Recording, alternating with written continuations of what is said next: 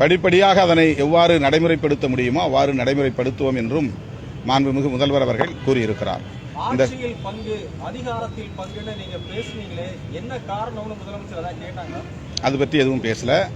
அது எங்களுடைய கருத்து, அவ்வளவுதான். நாங்கள் 1999 பேசி வருகிற ஒரு கருத்து. அது இப்போதைக்கு சோசியல் சமூக ஊடகங்களில் பெரிதாக பேசப்படுகிறது.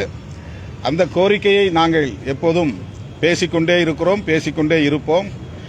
எந்த நேரத்தில் எப்போது எந்த கருத்தை, எந்த கொள்கையை அல்லது எந்த நிலைப்பாட்டை வலுவாக பேச வேண்டுமோ அந்த நேரத்தில் பேசுவோம்.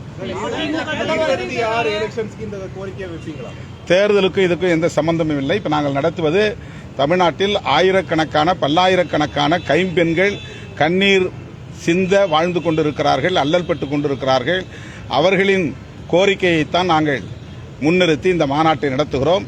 எனவே இதை திசை திருப்பும் வகையில் தேர்தல் அரசியலோடு பிணைத்து பார்க்க வேண்டாம், இணைத்து பார்க்க வேண்டாம் என்று கேட்டுக்கொள்கிறேன்.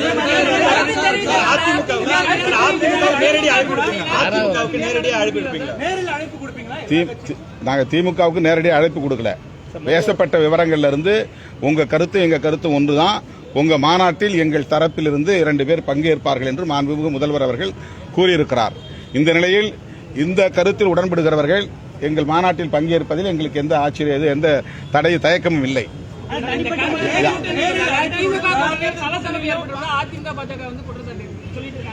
இதெல்லாம் ஊடகங்களில் பேசப்படுகிற வெறும் மீடியா ஹைப், அவ்வளவுதான். விடுதலை சிறுத்தைகள் கட்சிக்கும் திராவிட முன்னேற்ற கழகத்துக்கும் இடையில் எந்த விரிசலும் இல்லை, எந்த நெருடலும் இல்லை. நாங்கள் எங்கள் கொள்கை நிலைப்பாட்டில் உறுதியாக இருக்கிறோம், அதை நாங்கள் முன்னிறுத்துகிறோம், அவ்வளவுதான். அது தேர்தலுக்கு இன்னும் 15 மாசத்துக்கு மேல இருக்கு. 15 மாசத்துக்கு மேல இருக்கு.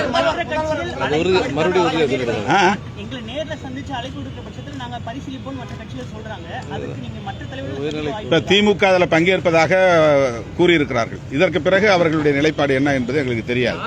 நாங்க பாக்குறோம். இது எல்லாருக்குமான பிரச்சனை. இது ஒரு கட்சிக்கான பிரச்சனை இல்ல, ஒரு கூட்டணிக்கான பிரச்சனை இல்ல. இது மக்கள் பிரச்சனை. யாரெல்லாம் மதுவிலக்கில் உறுதியாக இருக்கிறார்களோ அவ்வளவு பேரும் சேர்ந்து குரல் கொடுக்க வேண்டும் என்பதுதான் என்னுடைய பொதுவான அறைகூவல். நான் ஏற்கனவே சொல்லியிருக்கிறேன், இதை எலெக்ஷனோட முடிச்சு போட வேண்டாம். இது common appeal for all.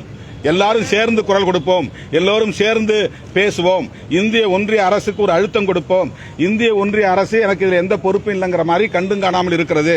India முழுவதும் போதைப்பொருள் புழக்கம் தீவிரமாக இருக்கிறது. இந்தியா முழுவதும் 4 மாநிலங்களை தவிர எல்லா மாநிலங்களிலும் மதுபான வியாபாரம் அரசே முன்னின்று நடத்துகிறது.